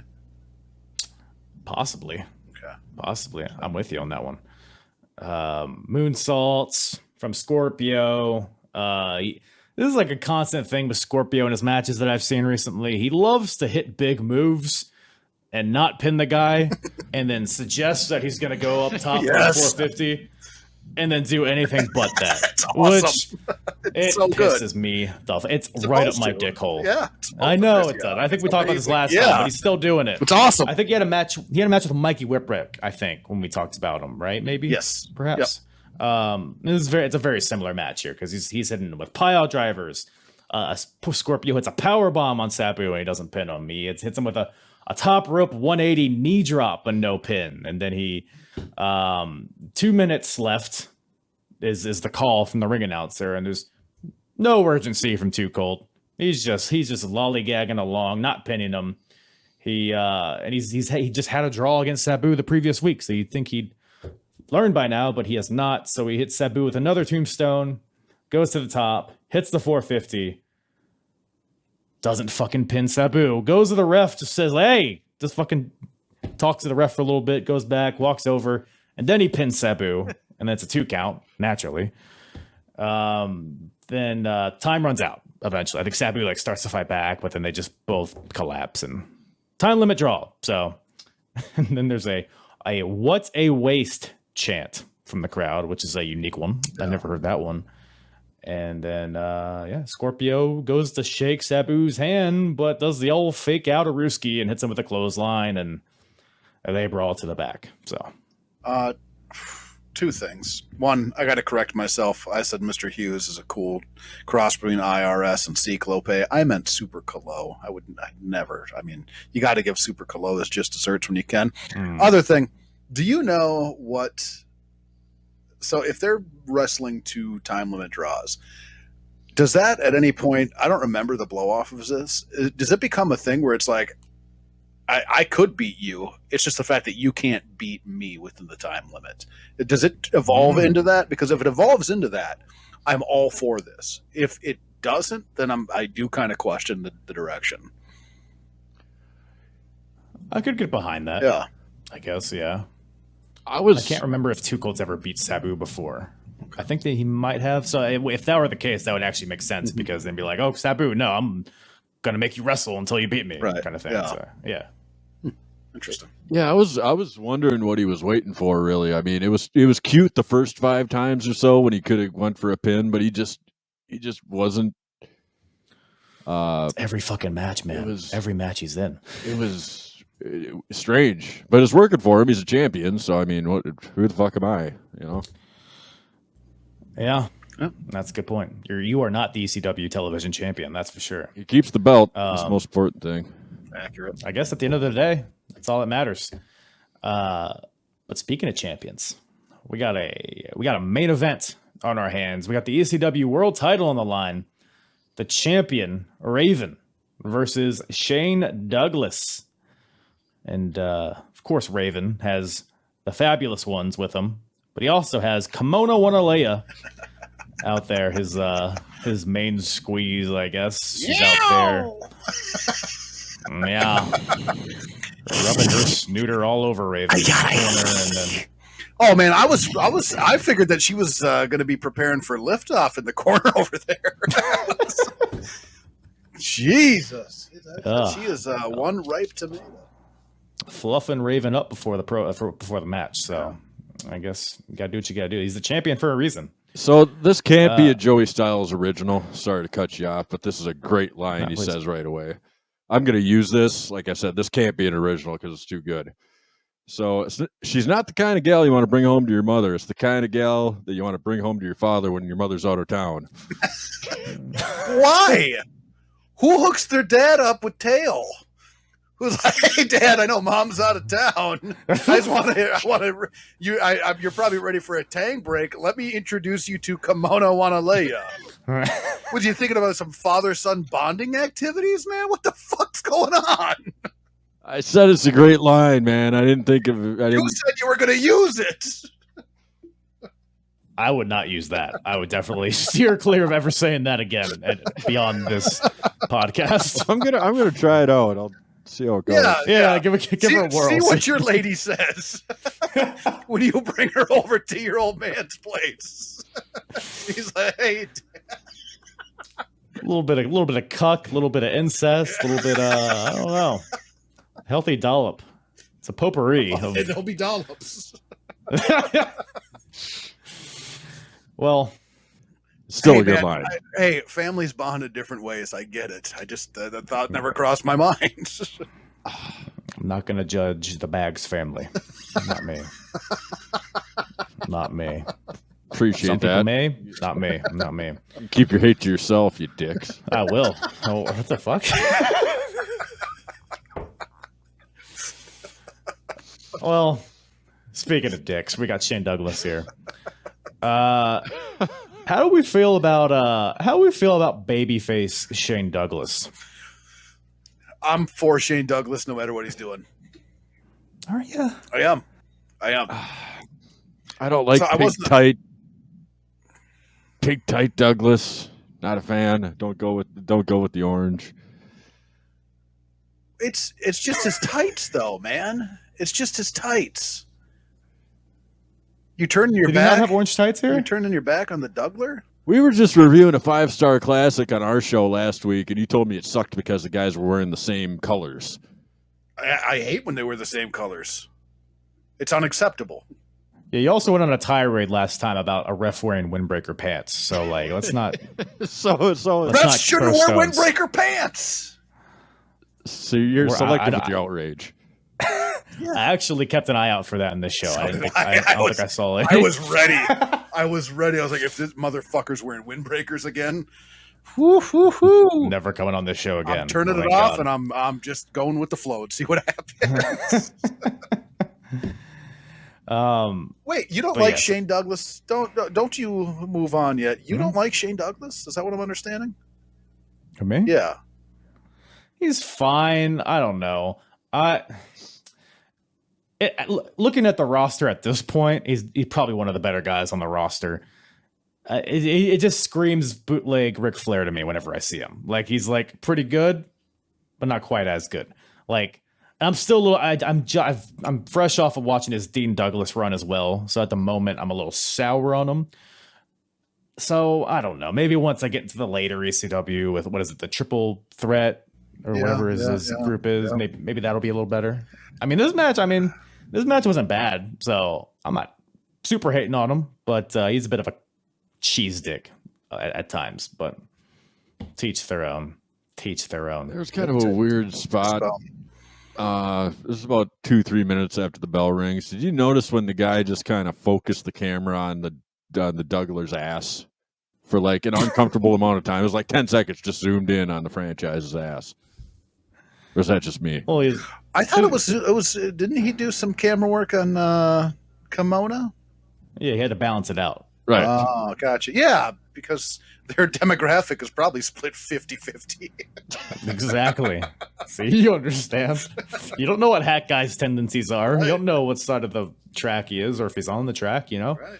As much as I don't like hearing, like, I like the Dougler. He's good. He's a staple of our show. As much as I don't like hearing him talk, he usually has some funny shit to say. He does. So That is a fair point. he makes a couple of cheap jabs that Kimona want to lay. I'll take a cheap jab at her. Yeah. Oh, she's not cheap. She's high dollar. I didn't realize that. Yeah, because Raven looks like he's just got fat stacks of Oprah scratch. He's ready to dole out to everybody. He's the ECW world champion. Oh. I mean, extra Come on. $10. exactly. You like when the French tells Vince McMahon to suck his ass? Yeah, that was hilarious. I love it because I did, that's a line I use at home. big ass sucker. This Kevin Rogue is. We all know. Whoa, what? But you know who also probably sucks ass? Brian Pillman, because he walks out here during this match. The match gets underway. Shane Douglas, I mean, first of all, he's planches over the top. He's stalling suplexes. He's playing to the crowd. So it's very kind of weird to see him just like the fiery babyface Shane Douglas. And then out comes Brian Pillman, who just debuted at the previous show.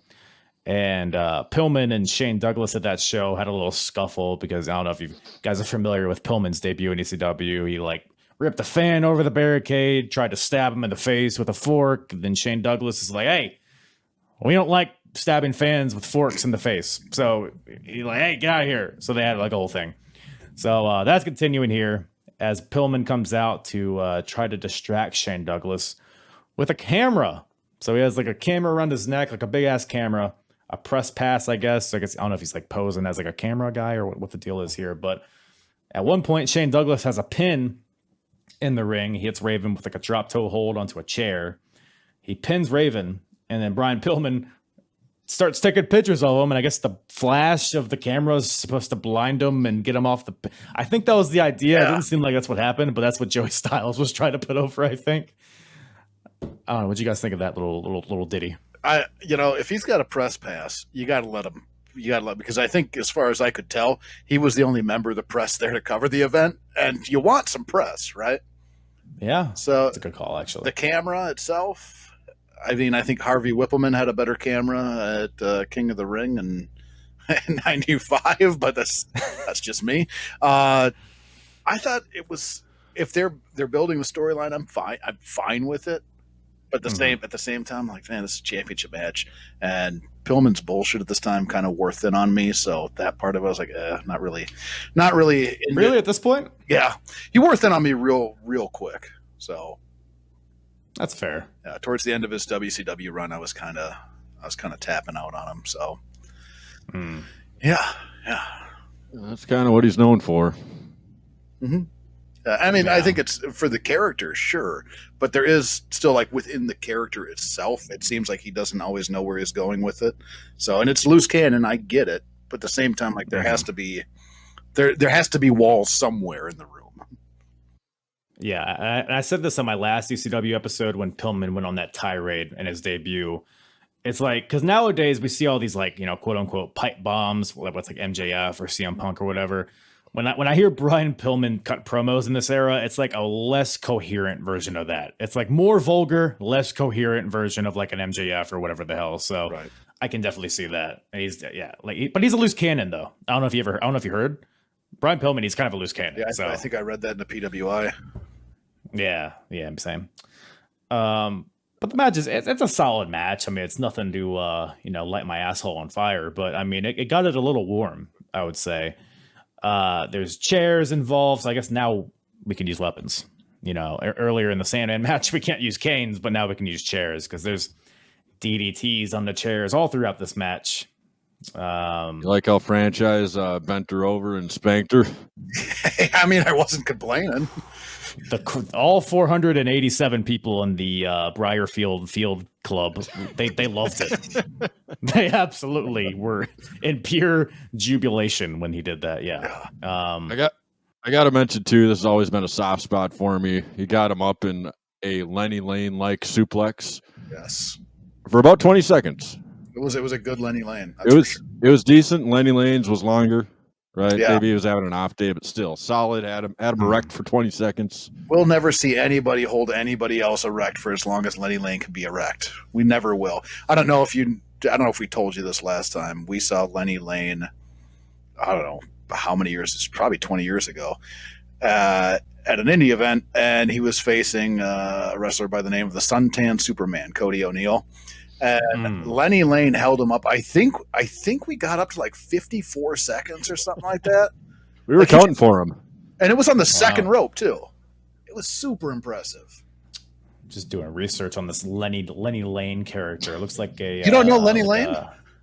No, I don't know Lenny. You guys are 87 years old. I don't know who these people are.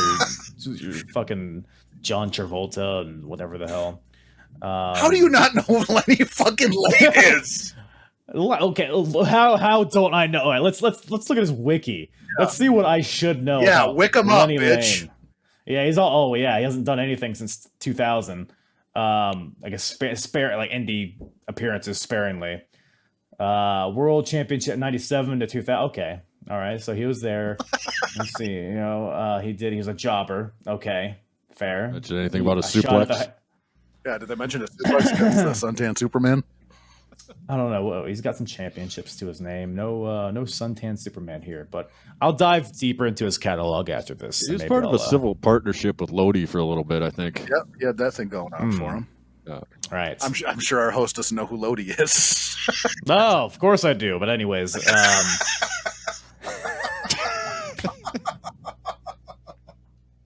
fuck, man. We'll talk about something you're into. Happy Meals are awesome. I love Happy Meals. What's your guys' go-to order at Mickey D's? Tell you who Blue Meanie probably orders a lot because, man, the meanie salt from Blue Meanie here. First of all, everybody just starts getting involved. I mean, Meanie, Stevie, Studley Steve, Dancing Stevie, Kimona's in there somewhere getting spanked. Cactus get out there again?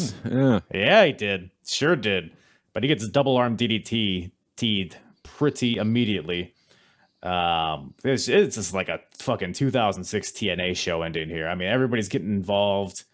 We got Stevie in there with a Stevie kick to Shane Douglas, and that eventually leads to the even flow DDT from Raven.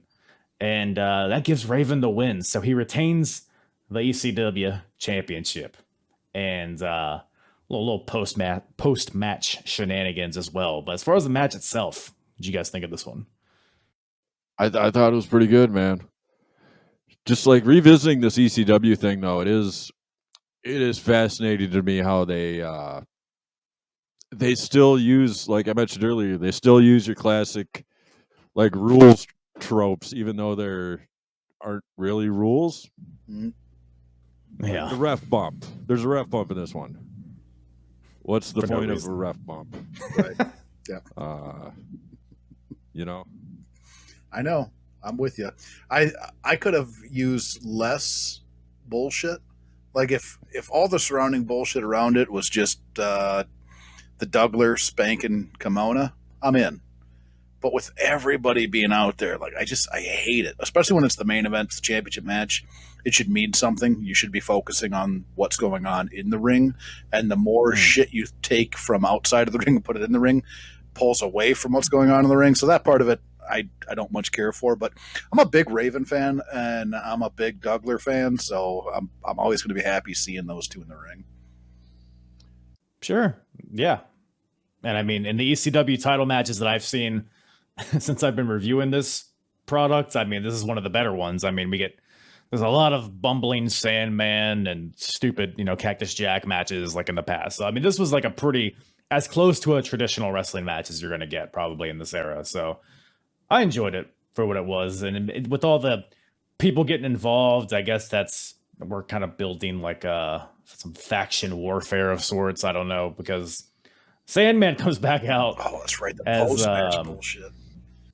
So the Fabulous Ones, they're wishboning the Dougler to death. They're just spreading his legs until it splits. Sandman comes out, a former foe of the Dougler. He wipes out everybody with his kendo stick, saves Shane Douglas, and then Douglas ends up cutting a promo.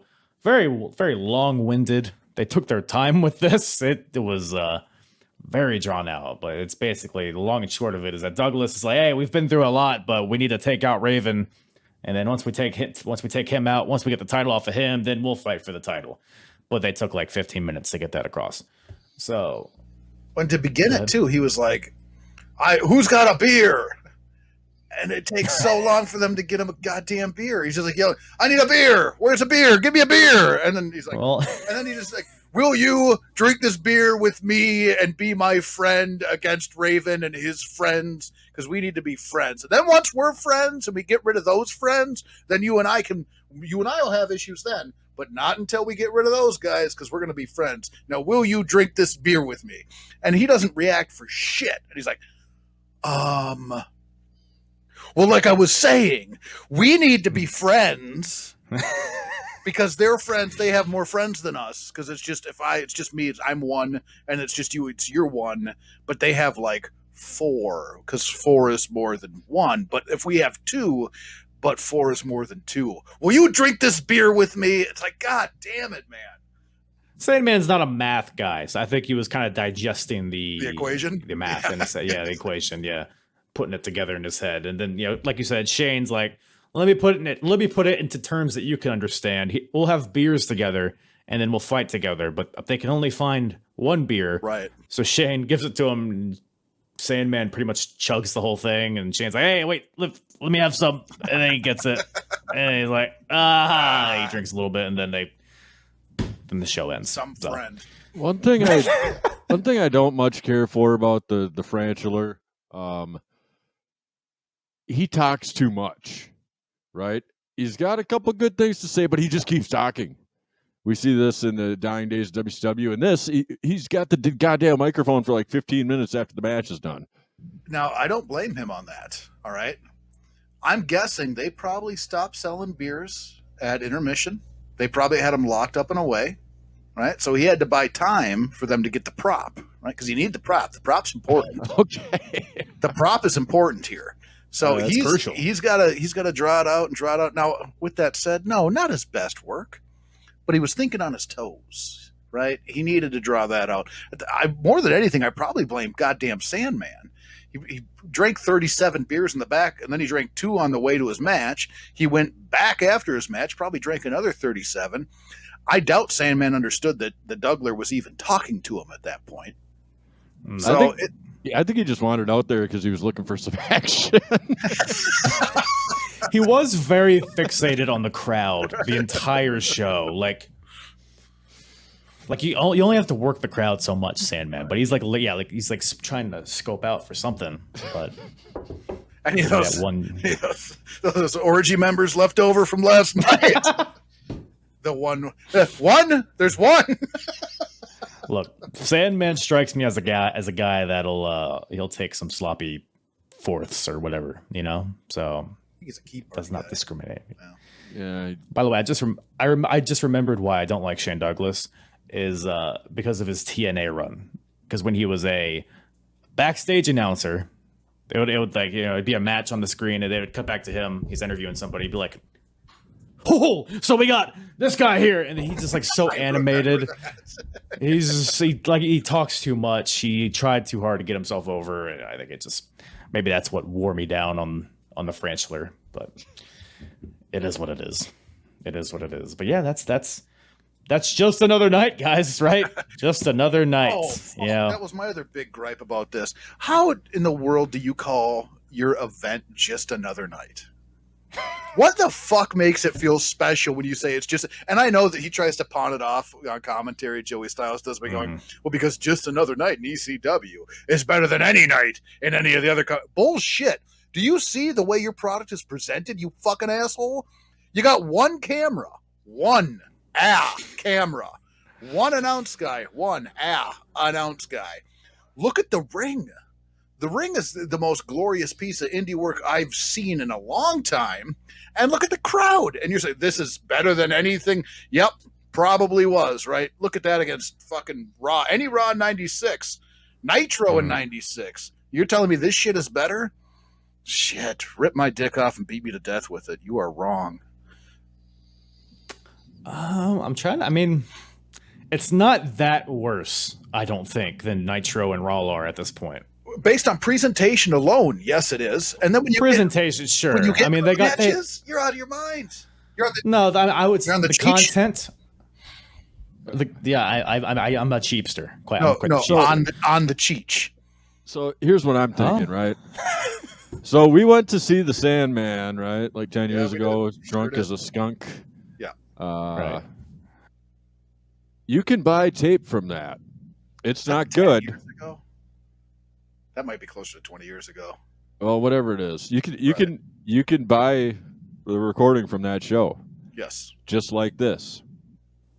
It wasn't a professionally made thing, so I'm not. I wanted to ask you guys if this thing was actually put through a production machine, how much better you think it would be? Because there's some actual marquee matchups here. You know, the last couple of matches, shitloads of interference, sure. But I mean, that chaos is what ECW was about. It kind of, I don't know. Is WCW taking this whole bullshit from ECW? I don't. It is very similar how they all fall apart at the end. That's what I was saying during the beginning, man. The dying days of WCW seem to have taken cue from 1996 ECW. Seems like it. But yeah, do you think you would have enjoyed it a lot more if they had another camera guy? If the production value was higher, I think I probably would have enjoyed it a little bit more. I think so. Yeah. I don't know. Do you think? Because what was the show we covered? House Party, right? Yeah. Was the last one we watched. Do you think that production was significantly better than this one? Yes. Yes, I do. Interesting, because they had a hard cam. Yep. But it was also a little bit. I would say it was more poorly lit. That one. It was. Whereas this one. I mean, they just don't have a lot. They happen to have house lights, whatever it was. But I thought it was like visually easier to watch this show than some other of the shows that they've done. Personally, I don't know. You get in like you can get in the ring. You can see Kimona's crevices, and you can see Stevie's crevices, whatever he's got going on, crevices, and his donger and all that stuff. So there's pros and cons, but they would figure it out eventually, right? Speaking of pros, Speaking of dongs, we got 2 dongs, 2 pros right here. Thank you guys once again for hopping on the program and talking some ECW once again. Where can everybody find you guys and listen to you guys? So we are under the Gorilla Brain Wrestling podcast banner. You can look up Gorilla Brain Wrestling Podcast on Twitter, on Facebook. On Twitter, we also are at Year of Pod, and you can also find us on the Shining Wizards Network. Yeah, we're currently trekking through the dying days of WCW. It's a never-ending death march. That's what it feels like. I think we got 5-6 shows left. Yeah. The shows Halloween Havoc, right? Was your last one? Halloween Havoc, yeah, that one just came out. Yeah, they've not been scoring high marks, these shows. No. Shocker. No. It's like they were going and like analyzing pieces of the Death Star after the Rebels blew it up. We're like, I think there's still something here that'll work in this one. It's like it's so bad. Every time we have to watch it is a chore. Watching this ECW event was a chore. So I'm thinking next time maybe we'll watch something that's decent. No, I think maybe some 1996 WCW, pre-NWO, maybe perhaps. Hey, we've covered it and I love it. I feel similar in like because you're trying to get to the end of WCW. I'm just trying to get to the NWO, and it feels like I'm just walking through bullets and stab wounds to try to get there. Take it easy. It doesn't turn a quick corner. Oh boy. Man, well, you're probably in the midst of the Dungeon of Doom, man. That's some classic stuff there. That's great. I got Uncensored 96 coming up. That's my next one. Yes. Yeah, that was Kev's pick for Yeah. the match of the year, that Doomsday Cage. Doomsday Cage, the Alliance to End Hulkamania. Mega Powers against like 15 guys. Nobody really knows how you win either. I remember that about that match. Yeah, that's true. Yeah. Shocker. I don't know. What do you think Gigolo Jimmy Del Rey would have to say about that? About the Doomsday Cage? Yeah. You know, I think that he probably could have worked a Doomsday Cage no problem. I don't think that he would be a fan of it necessarily because it's way too gimmicky for a man like Gigolo Jimmy Del Rey. He is classic wrestling style through and through, so especially tag team is a bit of a tag team aficionado. So, would he have done well? Yes, he would have. If he would have joined up with the Dungeon of Doom as the heavenly body in the Dungeon of Doom, I'm pretty sure they would have ended Hulkamania at that event. Well, they already had Shark. They also had the Solution. Ooh, oh no! Is it who is that? It's not Zeus. Zeus is Z Gangster. Well, of course. Didn't the Solution play like a Batman foil in a movie? I believe so. Yeah, Like Bane or some shit. I don't know if it was. It might have been. Now that you mention it, I don't remember. But they originally dubbed him the Ultimate Solution, or was it The Final Solution? Yep, they dubbed him the Final Solution, and went, "Oh yeah, history. That's right. Probably a bad idea." Oh man, the best part of that match, that Doomsday Cage, is when Task is just like dangling off the side of it. You're not selling me on it. You're not hyping me up for it. You got the Taskmaster, man. Listen to our episode, man. You don't even have to watch the thing. Yeah. Once again, thank you to Kevin the Duker for joining me on today's program. Always a good time with those guys. Check out the Year of Duke and Rogue. Check out Gorilla Brain podcasts. All of their info in the description below. Great podcast. Strongly recommend it. It is at the front of my rotation every single episode they drop. So do that. Follow me at Apron Bump. And hey, you know what time it is. Bartholomew, hit it. WCW, ECW, WWF, who's the hardest promotion? Eric or Vince or Paulie? I think we can agree, though, it's mostly shit. Alrighty then. We got the 1996 battle to see who's the hardest promotion of this year.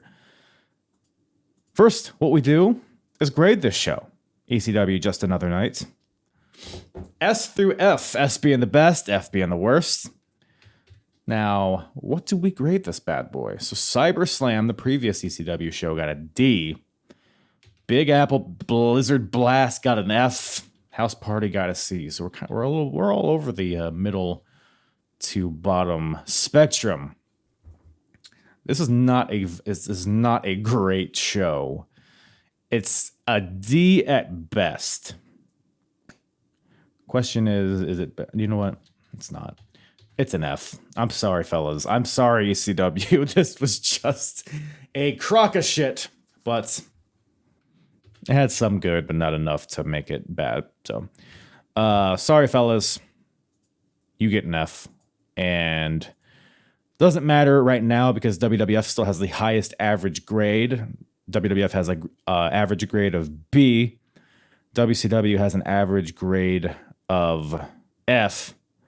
And ECW has a D minus, I guess you would call this 1.75. By the way, if you're on YouTube, I'm showing my screen here. But I will try to talk through it if you are just listening on the audio. So basically what we do here is each company gets assessed based on different categories. One of the tier list that we just created. Also on in-ring, just overall in-ring quality, the roster, the star power that the company has, and also the out-of-ring stuff. This would be your gimmicks, your storylines, etc. So WWF still has the best average grade according to the tier list. So no changes there. Best pay-per-view still WrestleMania 12. Worst pay-per-view. Now the question is, was this a worse pay-per-view than Super Brawl 1996 presented by WCW? I do not think so. I think this was a pretty typical ECW show, just a little less quality. I think Super Brawl had a lot of buzz about it and was just a hot bag of shit. So Super Brawl, I still maintain Super Brawl is the worst of the year so far.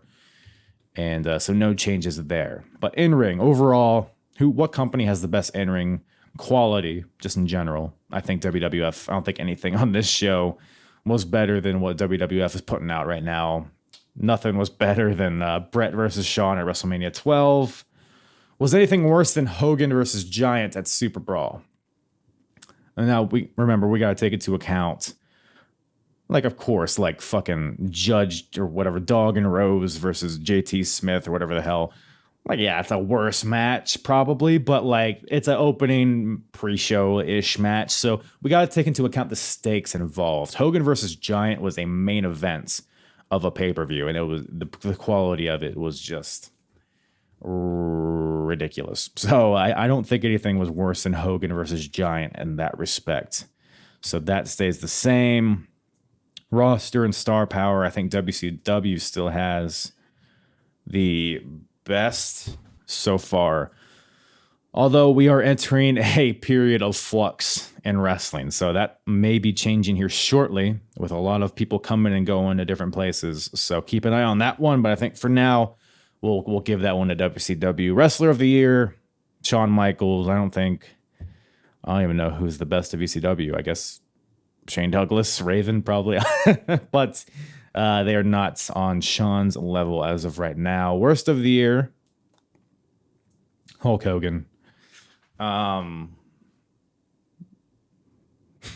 Big part of me wants to put Axel Rotten on here, but again, just the spotlight that he has and just the absolute drivel that comes out of him is just, it's a sight to see. Yeah, I think Hogan still maintains that one. Out of ring stuff. So who has the best overall gimmicks, characters, promos, storylines? Right now we have WWF with that, as they have Brett and Shawn kind of kicking off. We have Diesel and Shawn about to kick off. Taker and Diesel just concluded. We have the Backlot Brawl stuff. Like, yeah, I don't think anything's better from Just Another Night. I don't think this would change anything in that respect. So WWF still has that. Best character storyline, I think, is still Goldust. And worst character storyline, I think, is still Dungeon of Doom. Yeah. I think Taz versus Bam Bam has the potential to shift things in a good way for ECW, but we are not there yet. Remember, we are not, we don't take into account future stuff. So as of right now, it's not much, but I think it builds to something more, but we'll see. Keep tuning in to see. But with that, I don't think anything changed really. So WWF is still sweeping the board. 22 points for WWF and 0 for both WCW and ECW, but things can shift pretty quickly, especially with how the rest of this year pans out. So we'll see what happens there. But with that, I think that's about all Daddy has for you today. Thank you guys so much for listening, for watching, and for touching. Have a great day. Have a great rest of your week. Enjoy WrestleMania if you're listening to this before then. And neuter your cats or whatever Jerry Springer said. Yeah. I'm hard. Yeah. And the hardest, talk around and disregard it. Strip you off the ground, show you what heart is. Standing strong and proud, nothing can knock it. Let's get it started. It's the hardest, talk around and disregard it. Strip you off the ground, show you what heart is. Standing strong and proud, nothing can knock it. Let's get it started.